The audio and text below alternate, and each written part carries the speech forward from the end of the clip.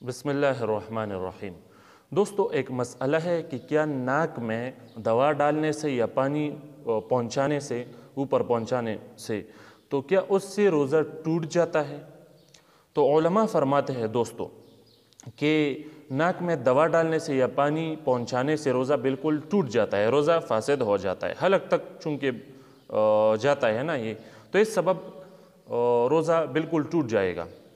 तो लिहाजा गुस्ल जनाबत में भी गरगरा और इस्तिंशाक में मुबालगा नहीं करना चाहिए, तो उससे बचना चाहिए।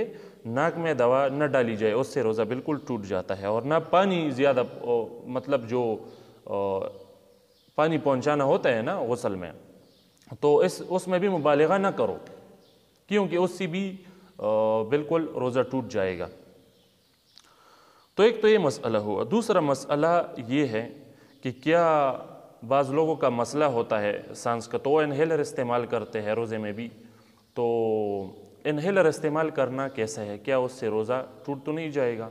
देखो भाइयों, उलमा का फतवा यही है कि इन्हेलर इस्तेमाल करने से, स्प्रे इस्तेमाल करने से रोज़ा बिल्कुल टूट जाएगा। क्योंकि जब भी आप उसे इन्हेलर को यूज़ करते हो, तो जैसे ही आप उसे करते हो तो उसका जो ज़रात होते हैं, उसमें जो दवा के ज़रात होते हैं, वो फ़ौरन ही हलक तक जाते हैं बग़ैर किसी रोक टोक के, तो उससे यकीनन रोज़ा फासिद हो जाएगा।